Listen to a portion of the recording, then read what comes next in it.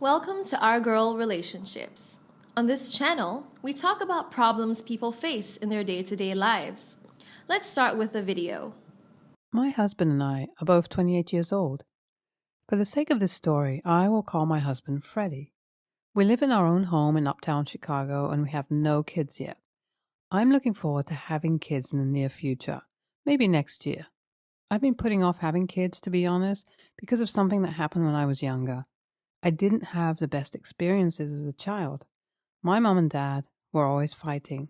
It was more usual for them to fight each other than for the house to be peaceful. I was the first child, so I tried to shield my little siblings. My dad would come home drunk and beat up my mom. He was never there for us as a family, so we struggled a lot. My mom did her best to take care of us and give us all that she could afford. My dad tried to take her money a lot of times, so they got into fights. One night, my dad beat up my mom, and it was so bad that my mom took us and left the house that day. My auntie told her to move out of the house a lot of times, but she didn't want to. She said that my father loved her, and he was always sorry when he beat her up. But after that day, she couldn't take it anymore. I was glad that we were leaving because my dad was horrible and I did not like him. We all stayed at my auntie's house for about a year until my mom could afford a place of our own. Mom had to work 2 jobs, and I supported her with a part-time job while going to school. I was basically trying to do anything to help out in the house because I knew that it wasn't easy for her. I matured fast because there was no time for childish things. I tried as much as possible to give my siblings their childhood. Since I lost mine at a young age, I wanted them to still have fun and not care about anything they had no business caring about. My mom passed away a few years ago. To cut a long story short, it was excruciating for me because I was just getting on my feet. It was time for me to take care of her, to say thank you for her many years of sacrifices for my siblings and me. It didn't work as planned, and I had come to terms with it.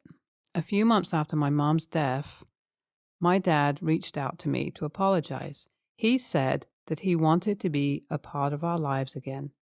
The only reason I accepted his apology was that it was my mom's dying wish. She made me promise that I would forgive my father and restore our relationship if I had the opportunity to. God knows I was tempted to tell him to leave and never speak to us again. My husband wanted the same thing my mom wanted, so he made sure I kept my promise. I let him into our lives, but I still have my reservations, a lot of them. I noticed that he doesn't come to our house as much as he does when I'm not home. My job requires that I travel a lot. I would think that he would come to visit me instead of avoiding me. After all, he wants to rekindle the relationship. It has happened time and time again. Maybe it's in my head and I'm just overthinking things that I have to know for sure that there is nothing to worry about. I am traveling again in a week, so I'll see what happens. I try to find out from my husband why my dad seems to always come to the house when I'm not home, but I didn't get a direct answer. He brushed it off after he quietly said he invited him and then changed the subject. The way my husband behaved made me believe that there was definitely something up. I don't already trust my dad, so he better not be doing something fishy, because it will not be funny. I don't think that my mom's dying wishes will be able to keep him. If he comes to the house when I go on my trip, I will confront him when I get back. I have so many theories of what it could be, but I'm not going to let my imagination run too wild. It's a good thing my sister will be on holiday by the time I leave, so I'm going to ask her to come stay by the house while I'm away just to see what's going on.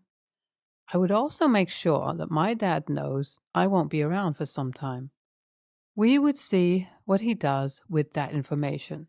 I'm going about it this way so that he wouldn't try to escape. My dad is so manipulative. If you don't have all your facts right and don't have a way to pin him down, he would maneuver his way around everything and make you feel like you don't know what you're talking about. I have seen it too many times with my mom. He would do something stupid, even beat her, and make her feel like it was her fault. It always baffled me how my mom ended up being the one to apologize to him on several occasions. My sister, Sylvia, came to the house that day after I traveled. My husband does photography, so he's not as busy as I am. He is so good now that he works when he wants to. Sometimes I wish I could be like him. He does freelancing and takes only jobs that he can take at a time. Sylvia told me that my dad came to the house 2 days after I traveled. He behaved like he owned the house. My husband gave him everything that he wanted. If I didn't know my dad, I would have been happy that my husband loved my father.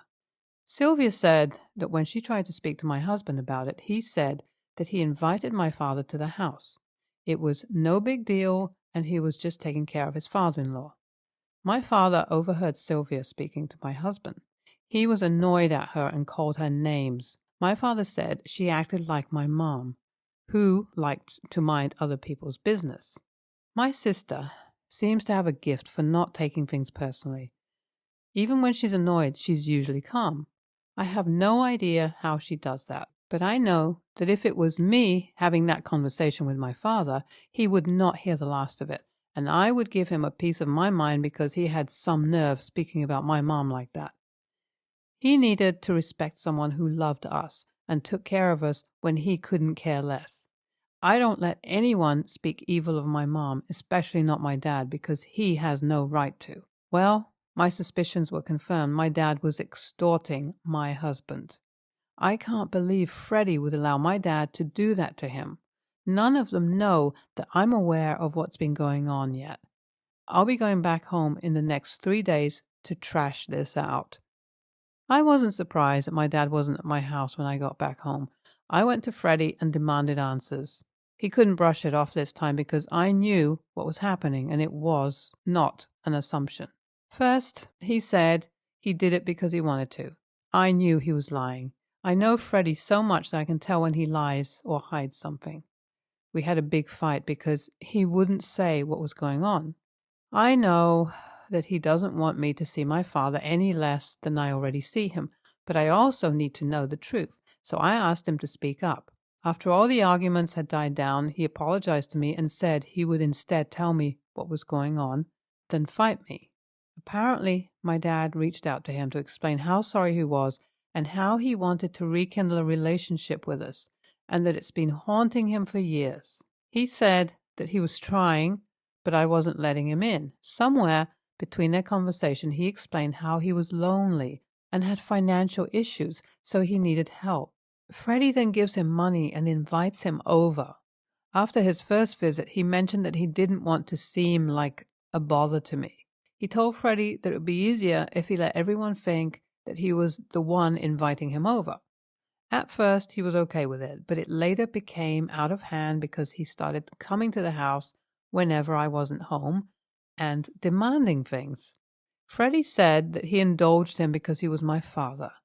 First, he destroyed my mother's life, was absent from his kids' lives, and was totally irresponsible. Now we are trying to bring him back into our lives to move forward from all the hurt and pain we went through. But he chose to manipulate my husband. I thought he had changed. At least that's what he said when he came back into our lives. He mentioned that he went to therapy and wanted to do better, but he found another way to do the same things he always did. I was disappointed that Freddie didn't tell me, but I also understood why he didn't want to. He came from a lovely family and had a fantastic childhood, as opposed to me, so he wanted to protect me from seeing that my father had not changed. He instead let him milk his pockets. This had to stop. My father will never change, and this incident proved that. I think my mom will understand wherever she is that I tried. And no matter how much one tries, it gets complicated when there are two parties involved. I called my dad and told him that I was disappointed. Still, I was not surprised that he manipulated my husband and collected money from him. I told him never to reach out to me or anyone related to me again.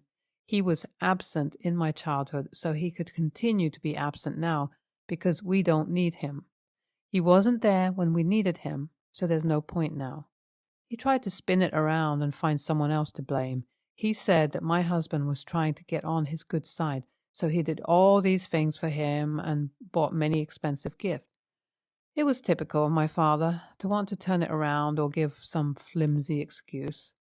When he saw he wasn't getting far at convincing me, he started to cry about how sorry he was and he didn't want to be a bad father anymore.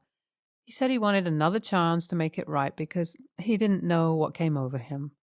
Those were the same lines he used on my mom. Hearing that made me remember the night that he almost killed her, the night that we left home for good. I asked myself if I wanted to go back into that mess or leave it forever. I made the right choice. I told him that it was the last time he would speak to me and he should not try to reach anyone around me, especially my siblings. I'm finally done with a toxic relationship with my father. NTA, I'm sorry you lost your mom when you wanted to take care of her. Sadly, your dad couldn't let go of his selfishness and enjoy a relationship with his kids. He is even lucky to get a second chance, but he blew it. Next story. Our daughter, who just turned 10, does not yet have her ears pierced. This is extremely unusual on my husband's side of the family, as all the girls tend to get their ears pierced as babies. My mother-in-law and all my sisters-in-law have had their ears pierced numerous times, and it seems to be a tradition. All my nieces have at least 2 or 3 holes in each ear, and some are even younger than my daughter. My mother-in-law has been asking when I will get my daughter's ears pierced, ever since she was born. I told her I prefer to wait. She did back off for a while, but the topic came up again recently as my daughter has started asking when she can get her ears pierced. I was considering allowing her to get it done, but was thinking it might be a good gift when she becomes a teenager. Word got out that my daughter wanted her ears pierced, and my mother-in-law jumped right on this.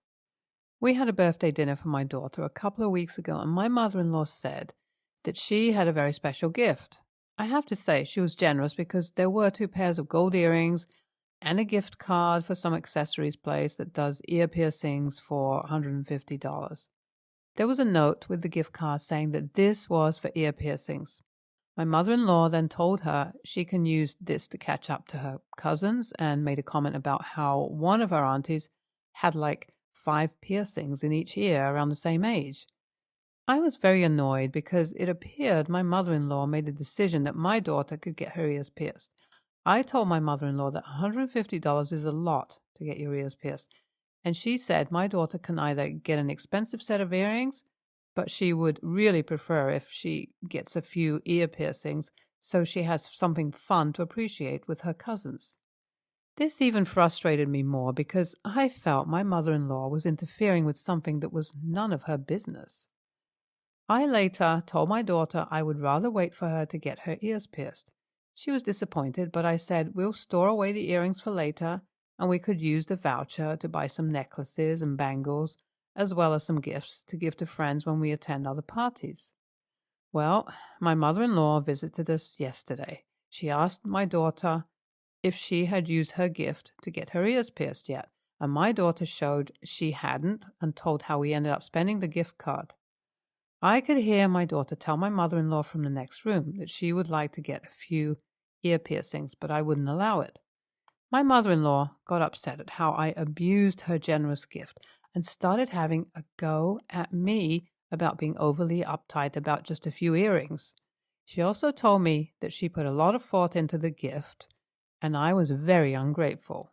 She also said that if we weren't going to use it for the intended purpose, I should have just returned it so she could use it for my nieces. She ended up leaving early. AITA for not using the gift in the manner intended? Additional info. My husband is on my mother-in-law's side and telling me I should just accept his family's tradition. I was 50-50 on the ear piercing thing, but the gift angered me and may have caused me to decide to wait. Slight YTA. Your daughter is 10 and has expressed an interest in getting her ears pierced, and you seem to be open to the idea until you saw mother-in-law's gift. It seems like you're stubbornly against it just because your mother-in-law is for it.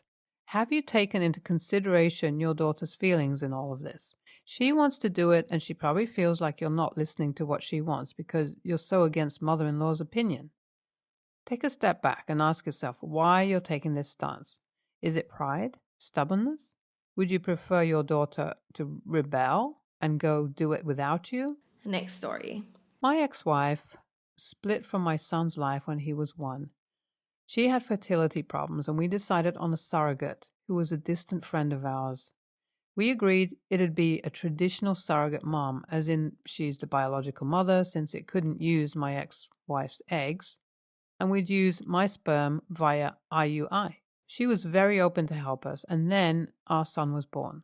We agreed she could have a small role in his life as a fun aunt. We would see every so often, but legally, he was my ex's child. My ex realized it wasn't how she thought it would be. It became pretty evident she didn't connect with him, and because of that, she wasn't as involved. We did therapy. We tried to figure out how to make things work. All of it didn't do anything. First, she wanted to take a break from us to figure out what she wanted. Then came wanting a divorce, except she didn't want custody, just to have a visit. Months of going after her for child support or pushing her to come see her child, she stopped taking my calls. I accepted that I'd be raising my kid on my own. His biological mom spent more time with him. I wanted that so that he'd at least have some sort of maternal figure in his life, with my ex out. 2 years later, we fell in love and started dating. Another 3 years, we got married. We decided she'd adopt him through step-parent adoption. It was a headache going through the legal process since she was the surrogate mother and signed off on her parental rights. With my consent, and then proving my ex abandoned him, we were able to terminate my ex's rights so his mom can adopt him. All this time later, my son is 7 now, my ex came back asking to spend time with him now. My wife and I won't let her. One, because she's been out so long, so he doesn't know her. The other was her reaction after telling her no. She started telling everyone she left because I had an affair with my now wife, and that's how she got pregnant with our son. For 3 months, it was this whole headache because some family actually believed her. My wife is pregnant with our second child, so you can imagine that took a toll on her. She came to our house once apologizing, but she just wants to see her son after missing out on so much time. I asked her to leave several times until we got police involved, but it made it worse and she ended up arrested for trespassing. My ex, mother-in-law, who's still somewhat involved in his life, was so angry because she had to bail my ex out. She told me my ex is obviously hurting over her mistake and I just made everything worse instead of being compassionate enough to de-escalate the situation by talking to her. Not only did I hurt my ex more, she says, but also just hurt her chances of stability with an arrest on her record.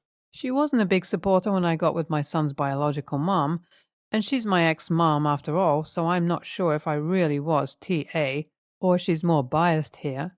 AITA?